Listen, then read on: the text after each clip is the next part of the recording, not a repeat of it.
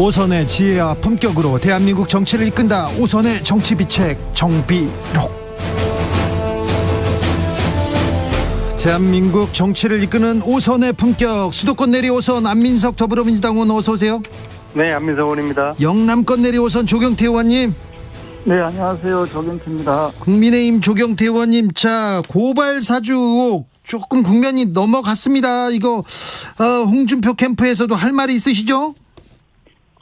아직까지는 조금 더 지켜보고 있고요. 조심스럽게 좀 사안이 어떻게 바뀔지 저희들 아직 조심스럽습니까? 아직까지 나온 언론에까지는 뭐 조금 더 뭐라고 말하기에는 좀 다소 무리한 부분이 있지 않은가 생각하고 있습니다. 아직은요. 홍준표 후보 요즘 조용합니다. 지금 왕자 논란, 학문 침해 묻히고 있어요. 글쎄요, 조용한 게 아니고 오늘 보면은 뭐 잘 아시다시피 공매도 제도, 우리나라 개미 투자자들이 한 900만 명 좀 계시는데요. 그 공매도 제도를 폐지하겠다라고 이야기하고 지금 정책 발표, 정책 공약을 지금 몰두하고 계시고, 지금 다소 좀 정쟁에서는 조금 비껴서 네. 지금 비전을 좀 제시하는데 제가 많은 노력을 하고 있습니다. 홍준표 후보가 비전을 제시하는데 윤석열 후보 얘기만 나오죠? 아니, 근데 오늘 뉴스에 보면은 물론 지금 좀 왕자 논란이나 뭐 여러 가지 논란에 대해서 언론이 나온 걸 말씀하시는 것 같은데 말입니다. 네. 좀 의미 있는 보도들이 공매도 제도를 폐지하겠다는 홍 후보의 정책 공약이 또 아주 좀 비중 있게 많이 좀 다루고 있거든요. 네네네. 안민석 의원님. 네네네. 제가 볼 때는요. 네. 홍준표 캠프는 요즘 놀고 먹는 듯해요. 조금 오늘도 네. 국회 저희 교육위 국정감사에서 네.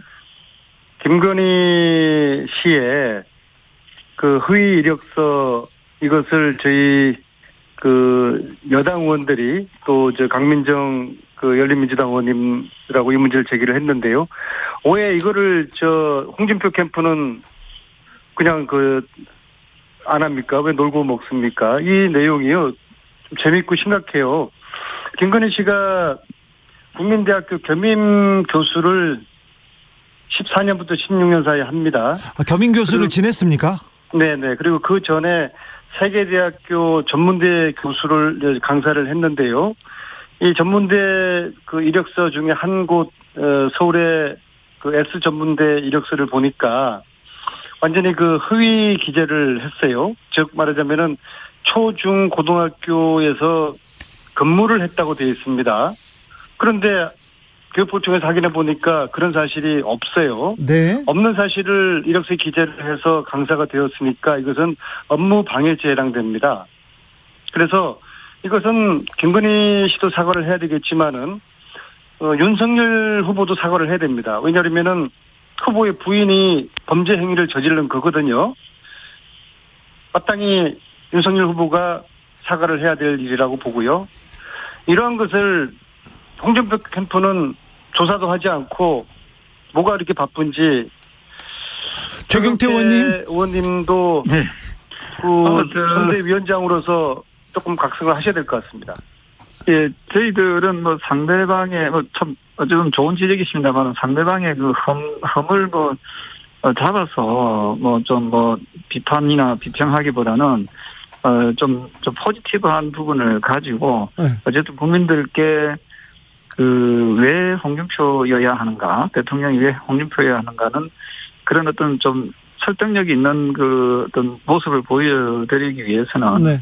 홍 후보가 가지고 있는 좀 공약들이 좀 더 구체화되고 또 그러한 부분들이 우리 국민의 삶에 좀 녹여 들어가서 좀 도움이 될 수 있는 그런 선거운동 방식으로 좀 했으면 좋겠다라고 생각을 하고요. 그래서 그런지, 네, 네네. 포지티브 얘기하고 공약 얘기해서 그런지, TV 토론만 나서면 홍준표 후보가 KO 시킬 것이다 이렇게 얘기하면서 그랬는데 조금 칼이 무뎌진 거 아니냐, 토론 실력 예전 같지 않다 이런 평가도 있습니다. 예, 칼이 무뎌지기보다는 너무 공격적으로 상대 진영을 좀 공격하는 모습을 조금 지양해야 된다는 그런 주문들이 많이 있고요. 네. 특히 우리 당원들께서는 우리가 원팀인데 너무 우리끼리 치고받고 싸우는 모습은 보기 좋지 않다. 특히 최근까지 홍 후보께서 좀 네거티브적인 그런 표현들을 좀 많이 했다는 지적이 많이 있거든요. 네. 그래서 지금은 조금 더 맏형으로서 좀 포용하는 모습이 좀 필요하지 않을까 이렇게 보고 있습니다. 안민석 의원님. 당연히 그 정책 선거해야 되고 네. 비전 제시를 해야 되죠. 그런데 그 홍준표 후보가 지금까지 어떤 정책과 비전을 내놨는지 기억나는 게 없습니다. 예를 들어서 이 코로나19 시대에 어떤 정책으로 이 위기를 타개해 나갈지에 대한 그런 비전 보여준 게 없고요. 특히 국민들이 고통받는 부동산 문제 마찬가지고요. 청년들의 삶이 얼마나 팍팍합니까? 청년들에게 희망의 메시지를 별로 준 것 같지도 않은데요. 그럼에도 불구하고 정책과 비전 열심히 제시하고 있다고 하는 것에서는 별 동의도 하지 않고요. 또 상대 후보에 대한 검증도 제대로 하지 않고 또 정책과 비전도 제대로 제시하지 못하고 이건 너무 자만하시는 거 아닌지 모르겠습니다. 이러다가 저요. 조경태 의원님. 대해서 잘 따끔한 지적에 대해서 겸허하게 받아들이고요. 다만 오늘 그 주식 공매도 제도를 폐지하겠다는 그런 정책에 대해서는 우리 여당에서도 좀 적극적으로 좀 잘 검토해 주셨으면 하는 바람이고요. 방금 말씀하신 타 후보의 어떤 배우자분에 대한 지적까지 나아가는 것은 각각이 또 성인이고 독립된 인격체들이 있고 그 책임은 또 각자가 지어야 될 몫도 없잖아요. 있기 때문에 네. 그것을 그 배우자의 잘못된 모습을 또 같이 공동으로 책임지자 하는 것은 좀 지나치게 야박한 건 아닌가 저는 그렇게 보고 있습니다. 4716님 그렇게 자만하시다가 진다니까요. 자만한 건 절대 아닙니다. 예, 좋은 지적은 겸허히 잘 받아들이겠습니다. 4716님께서 조경태 의원 멋져요. 여든 야든 네거티브 공방 징글징글합니다. 저도 여당 좋아하지만 조경태 의원님 말씀처럼 정책 선거 준비한다는 말 듣던 중 반갑습니다. 안민석 의원님 소속 캠프 좀 걱정해야 되는 거 아닙니까? 이런 물음도 있습니다. 저희들은 대장동 관련해서요. 네. 오히려 이제 민주당 지지자들이 이제 결집하고 있는 흐름이 뚜렷해 보이고요. 네. 아마도 문재인 후보가 17년 경선 때 이룩하셨던 57%를 목표로 마지막까지 최선을 이제 다 하고 있습니다. 근데 앞으로 남은 이제 경기도하고 서울이 31만 표고 경선인단이 31만 표인데요.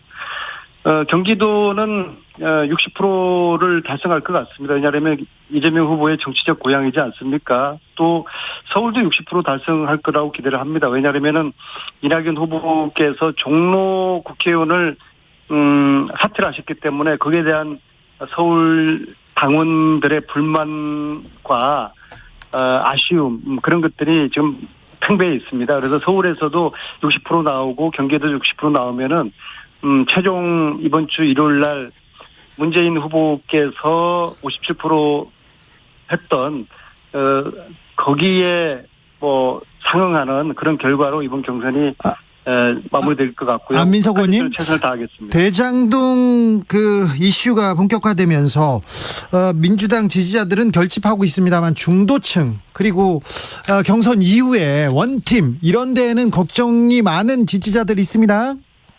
그 두 가지인데요. 이제 원팀 문제는 저희 민주당은 저력이 있는 정당이고요. 그리고 지금 이낙연 후보님이나 거기 캠프를 이끌고 계시는 서른 의원님 같은 경우에도 경선이 마치면은 바로 원팀을 위한 노력을 함께 할 거라고 네. 믿고 있고요. 네. 그리고 이제 대장동 건 같은 경우에는 국민들이 결국에는 이번 이 건의 본질이 지나친 그 개발 이익을 업자들이 가지고 가는 네. 이 구조를 근본적으로 바꿀 수 있는 계기로 삼아야 된다. 그런 식으로 이 장막이 거치면은 국민 여론이 모아갈 것 같고요. 그다음에 경선이 끝난 다음에 한 5개월 정도 남았습니다. 5개월은 평소에 5년보다 더 긴 시간인데요. 이 5개월 동안에 후보가 부동산 정책이라든지 개발 정책에 대한 합리적인 대안을 국민들께서 충분히 납득하실 수 있는 긴 시간이 기다리고 있을 거라고 보고 있습니다. 조경태 의원님, 국민의힘 박수영 의원이 공개한 화천대 50억 클럽 있지 않습니까? 네네. 그런데 국민의힘 쪽 사람들이 박근혜 정부 사람들이 대다수 나와가지고요. 국민의힘 네. 쪽으로 좀 향하는 것 같습니다. 글쎄요, 저는 여러 의혹들이 이번에 홍준표 후보도 말씀하셨지만, 여든 야든 이번에 연루되어 있는 사람들은 좀 엄벌에 처해야 된다는 입장이고요. 네.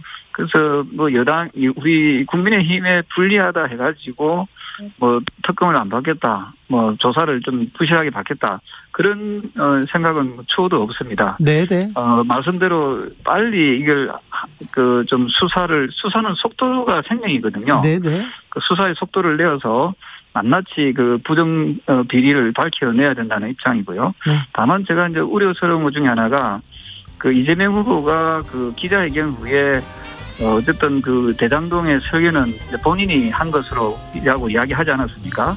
그 점에 대해서 국민적 의혹이 아직까지 해소되지 않고 있고 그 부분에 네. 대해서 좀 철저한 수사가 필요하다 이러고 있습니다. 알겠습니다. 4421님께서 조사는 검경이 하고 정책 대결로 좀 신경 써주세요 얘기합니다. 정비록 다음 주에는 스튜디오에서 뵙겠습니다. 얼굴 까먹겠습니다.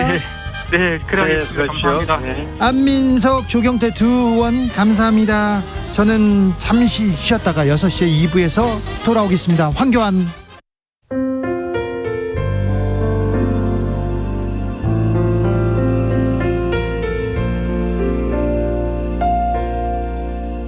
KBS 라디오 연중기획 희망충전 대한민국 450번째 이야기.